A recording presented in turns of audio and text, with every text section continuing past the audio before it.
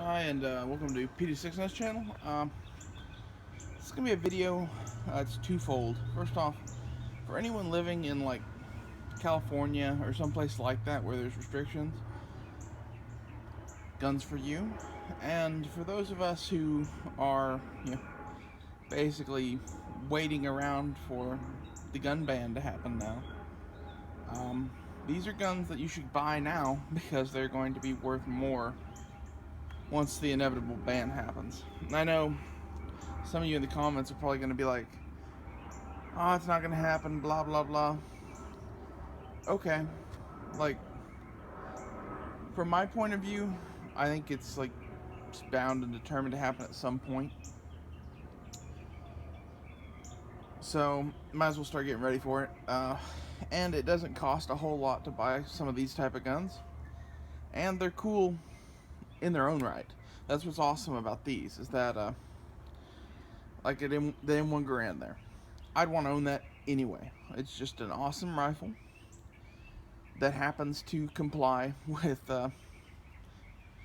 pending legislation or whatever, or shit that hasn't even been written yet.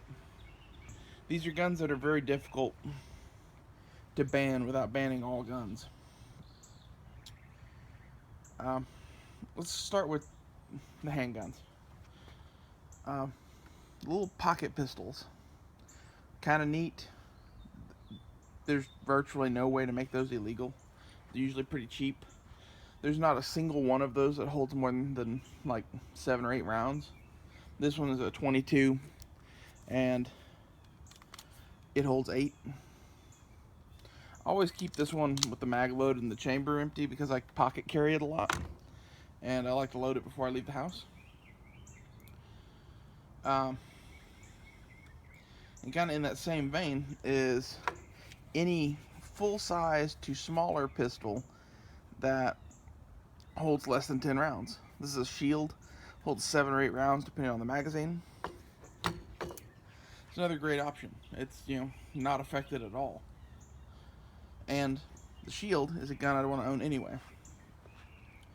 Other guns in this list would be something like the Glock 30S.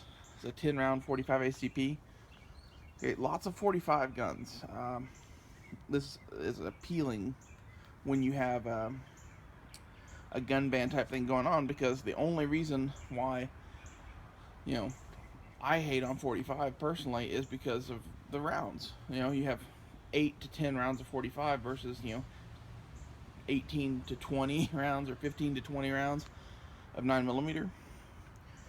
So at the point that you're limited to less than 10 rounds, why not start looking at 45s? In that same vein, revolvers. There's not a single gun bill that's ever been written in the United States that would affect revolvers. Okay, even the SAFE Act or whatever in New York, the limit was 7 rounds. Okay, it's pretty hard to find an 8-round revolver. They exist, but they would be very difficult. Like, you're talking the TR8 and a handful of other Smith & Wesson 357s. Anyway, all these 6-shooters, though, would still be legal. And the prices on these old guns is going up and up and up and up. And if we have a gun ban happen and all the cool stuff that you can get is shit like this and that M1 or that SKS, you're going to watch the prices skyrocket. So that's why I would advise you to buy now. Just tuck them away. All the shit that you're focusing on buying, the AR-15s and shit, if they make it illegal, it's going to be worthless. At least in my opinion.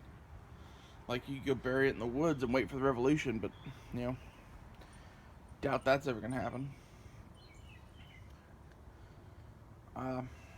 So, rifle-wise. First off, at the back there, it's my Ruger International. It's like my scout type rifle. I did a whole video on that, and you can go check that out. It'll be posting before this. Any bolt-action rifle is inherently kind of ban-proof. Any lever-action rifle, for that matter, too. So anything in that semi-hunting vein. This one has a detachable 10-round box magazine that I can put on it. Currently, it has the fixed mag in it.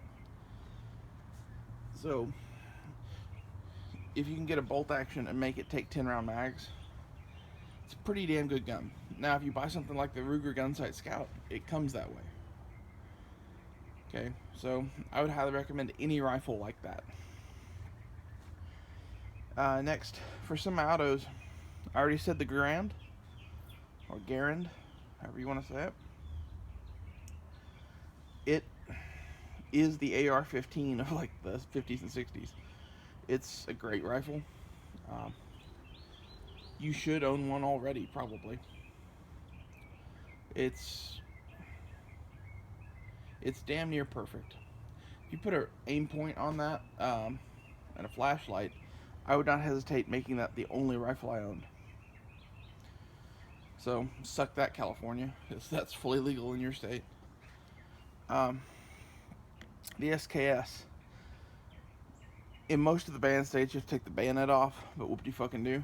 From a practical standpoint, I think I'd probably take the bayonet off anyway, other than for like collector reasons. Because it's extra weight for no fucking reason, basically. As you're never going to use a fucking bayonet. The SKS is nice because of its 10-round in fixed magazine.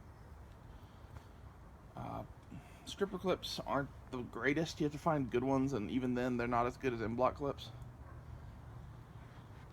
However, it's a cheap Russian M1 Garand, basically. Like, I'm saying that from like the perspective of like they hold about 10 rounds and are semi-automatic and don't take detachable mags. They have very little relation-wise as far as like the design of the gun, but they're very similar theories on how you should have a gun set up. And I don't know, I would not want my only gun to be an SKS. That's just me. However, if you said I had $500 to spend on everything, the SKS would probably be my choice. I bought that gun for $300 last weekend. For a couple $100, you could find something revolver-wise, probably, to go with it. Maybe even cheap semi-auto. Just from a budget standpoint, the SKS is a real winner. Now, other guns that you should look for. There's a bunch, but anything semi-automatic that doesn't have a detachable magazine. So this would be like the FN-49s. Trying to think of others. Any of those like 1940s and 50s guns that basically they put out and were immediately made obsolete by the AK-47. Those are the guns you should look for. Hunting rifles, like a Remington semi-auto 30-06. I forget what it's called. It's like the 7600 or 7400 or something like that. Those would be good choices too. Semi-autos are better than bolt actions in general. The reason I kind of like the bolt action for like the Scout gun is weight, mostly. And the fact that like those lightweight like Remington hunting semi-autos, they can't take the abuse of guns like this. And I'm looking for like a defensive long arm for after the gun ban. So you have these. Also, I'm going to mention shotguns. Shotguns are a great gun for this sort of thing. They only hold 5 to 9 rounds, maybe. It's the only shotgun I have right now is a Shockwave. I didn't want to show that in this video. I'm not usually a giant shotgun fan anymore, just because the AR-15 has just made it kind of useless. And that's coming from a guy who was a big shotgun guy. Okay, the ability to have 30 rounds on tap with detachable magazines has, I'm not gonna say eliminated the shotgun, but it has made it far less useful for home defense sort of shit. That's where the shotgun used to really shine. For those of you going, but I use a shotgun so it doesn't over penetrate. I hate to tell you, but I actually think a shotgun over penetrates worse than an AR-15. Whole different video though. So let's go down the list again. Shotguns, pretty much any hunting rifle, old World War II and just after semi-autos, hunting semi-autos, lever guns, pocket guns, guns that hold less than 10 rounds, and revolvers.